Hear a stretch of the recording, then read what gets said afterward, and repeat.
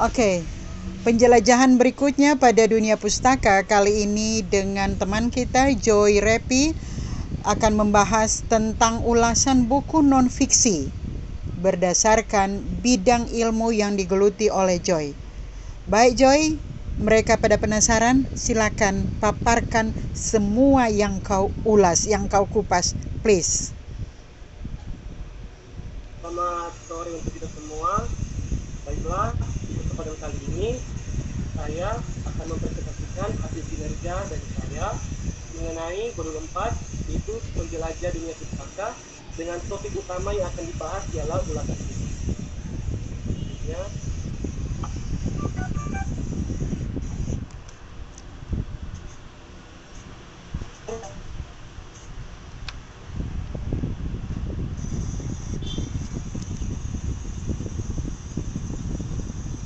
bab penjelajah dunia pustaka ini merupakan sarana bahasa Indonesia berbasis teks yang membantu mahasiswa untuk berpikir lebih luas, lebih kritis, serta kreatif, dan juga untuk berpikir dalam keterampilan membaca dan juga menulis teks, khususnya dalam ulasan buku secara lebih memadai. Pengertian teks ulasan. Teks ulasan disebut teks isi. Ulasan pada umumnya ditulis dalam bentuk artikel. Juga teks ulasan dapat disebut artikel ulasan. Nah, di lingkungan kita, karena ulasan biasanya dibuat pada buku, teks ulasan dinamakan ulasan buku, resensi buku, atau juga disebut dengan timbangan buku. Nah, sesungguhnya ulasan tidak harus dibuat dalam bentuk buku, tetapi juga dapat dibuat untuk karya-karya lain seperti artikel, karya sastra, yaitu cerpen, novel, drama, dan juga puisi, serta karya seni baik itu musik, tari, kria, bahkan ulasan dapat dibuat merujuk pada sebuah peristiwa, misalnya olahraga atau kegiatan sosial lainnya. Ulasan merupakan teks yang berfungsi untuk menimbang, menilai, dan mengajukan isi dalam karya atau peristiwa yang diulas tersebut. Selanjutnya, paparan dalam ulasan buku pertama, tujuan buku yang ditulis, menguraikan struktur ulasan buku, menjelaskan gaya penulisannya, meletakkan isinya ke dalam konteks yang lebih luas, dengan cara membandingkannya dengan buku-buku lain yang sejenis. Baik, selanjutnya, langkah-langkah untuk menghasilkan ulasan yang baik seperti berikut. Yang pertama, mencari buku yang diulas. Kedua, membaca secara kritis.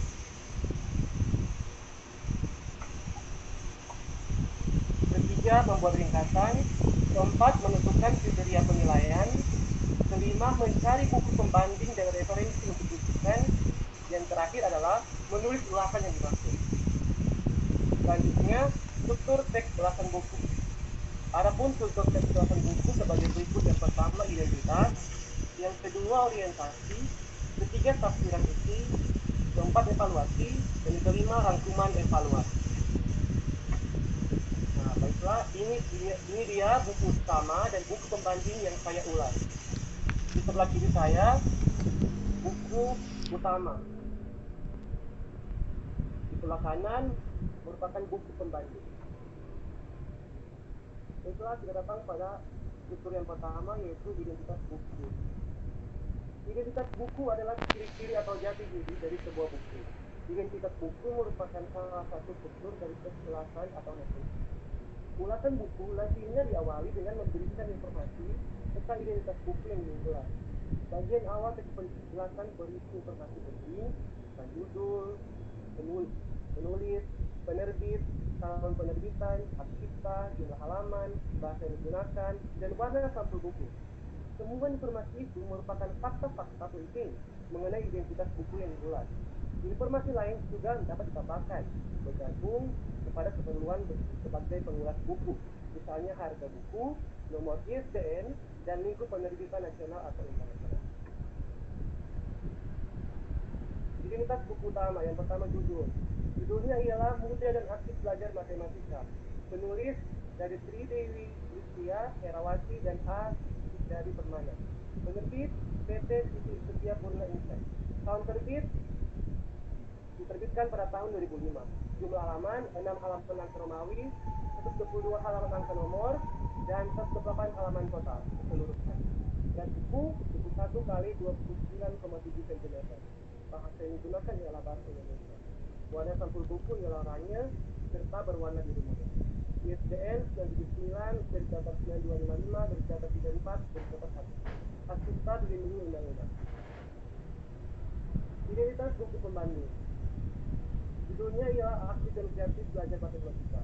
Penulisnya ialah Nanang Priyatna dan Tito Sukanto. Penerbit Grasindo Media Pratama. Tahun terbit diterbitkan pada tahun 2016.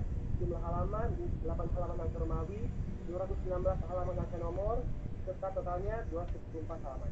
Berat buku 21 kali 29,7 cm. Bahasa yang digunakan ialah bahasa Indonesia. Warna sampul buku ialah oranye serta berwarna putih.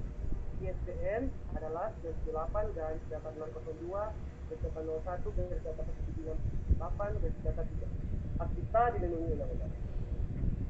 Terdapat pada orientasi. Orientasi merupakan bagian yang juga disebut sebagai awal atau perkenalan, di mana pada bagian ini akan dijelaskan latar belakang dan gambaran umum suatu karya. Tahapan orientasi identik dengan pengantar pada seluruh ulasan. Tahapan ini berfungsi yang pertama, menyampaikan informasi tentang buku, apa yang jelas dalam hal jenis dan aliran ilmu yang disajikan, siapa penulisnya atau dalam hal jati dirinya, dan siapa pembaca yang dituju atau dalam hal segmentasinya.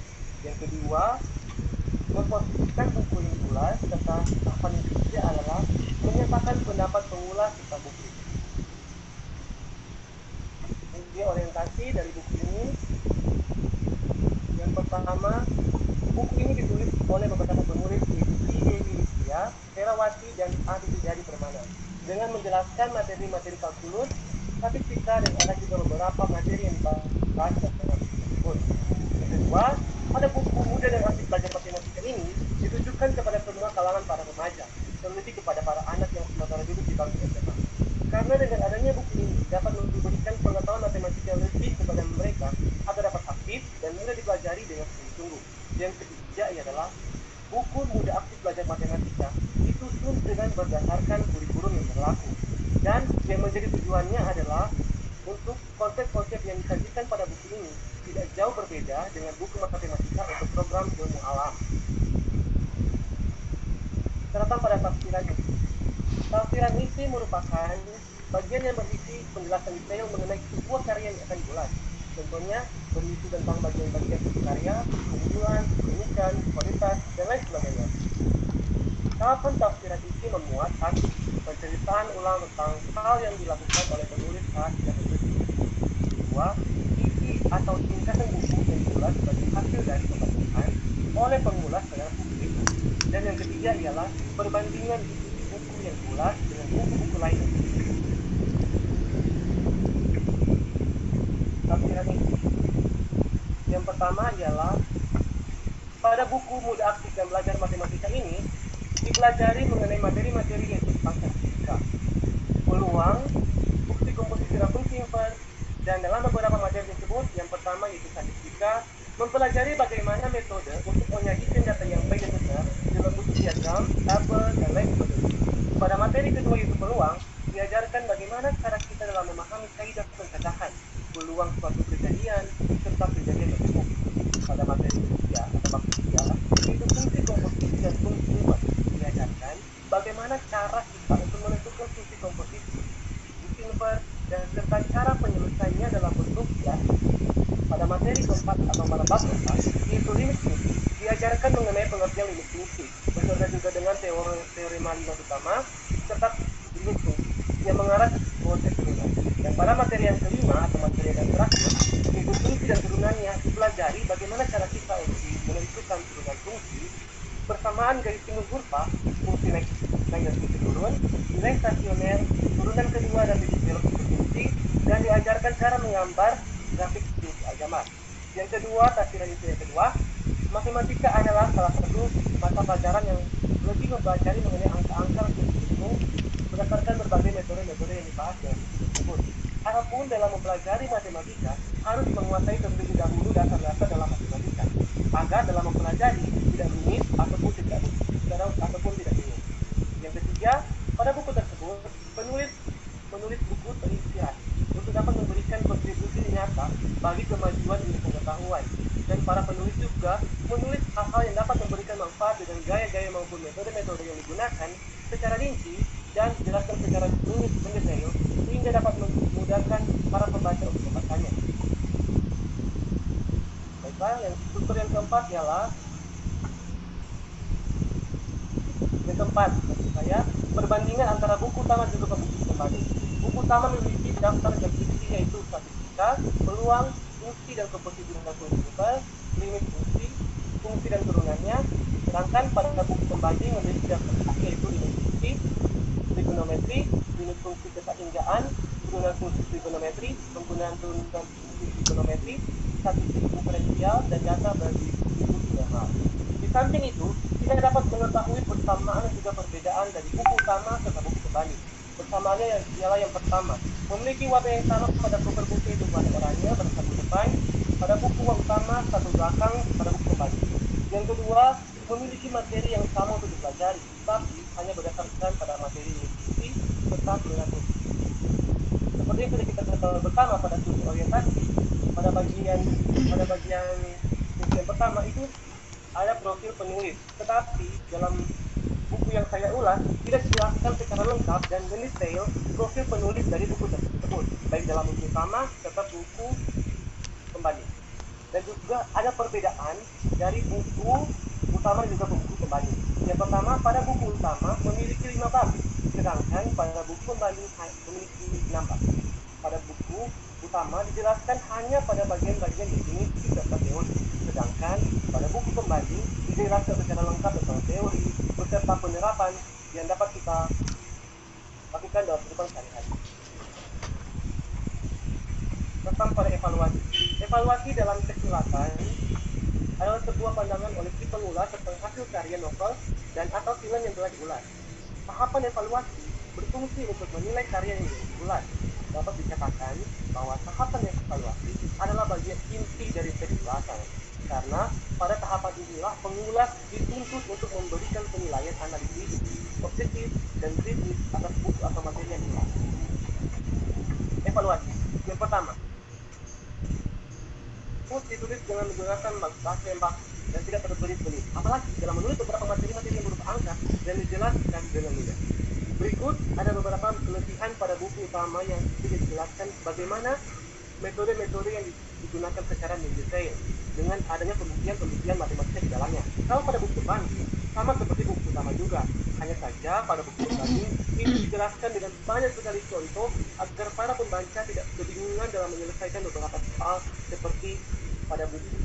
Ada juga kelemahan pada buku utama serta buku pembanding. Kalau pada buku utama tidak dijelaskan bagaimana penerapan dalam menggunakan metode-metode dalam materi yang dijelaskan pada buku tersebut. Nah, kalau pada kelemahan pada buku pembanding ialah terletak di bagian cara penguraian akan cara penilaian soal yang membuat para pembaca ribet dalam mengerjakan soal. Serta memiliki kelemahan juga dari buku utama dan buku pembanding, yaitu sama-sama juga tidak dijelaskan secara lengkap profil penulis pada buku tersebut. Ada banyak hal-hal yang diungkapkan pada buku tersebut. Meskipun ada banyak sekali kelebihan dan kekurangan, tetapi tujuan dan manfaat yang terkandung dalam buku tersebut sangat banyak. Tujuannya adalah dapat membuat para pembaca berentar dengan materi yang dibaca, sehingga dapat mampu mempraktikkannya dalam penerapan kehidupan sehari-hari. Salah satu manfaatnya ialah dapat mengenal lebih dalam materi kalkulus dan lebih dari fungsi serta turunan fungsi. Dan terakhir adalah rangkuman evaluasi. Tahapan rangkuman evaluasi berisi kesimpulan dan saran atas ulasan buku yang dibuat. Pada bagian pertama tahap ini, penulis kesilatan memberi kesimpulan akhir mengenai buku yang diulas dan pandangan subjektif pengulas atas buku yang diulas dengan berdasarkan pada tahapan orientasi, aspirasi, dan evaluasi yang diberikan ke buku. Rangkuman evaluasi yang pertama, buku ini ditulis agar supaya para anak-anak SMA dapat mampu menguasai matematika dengan baik, terlebih sistem pendidikan yang ada di tiap sekolah pada dengan baik. Karena matematika juga merupakan salah satu pelajaran yang paling penting dan dapat berguna dalam kehidupan sehari-hari.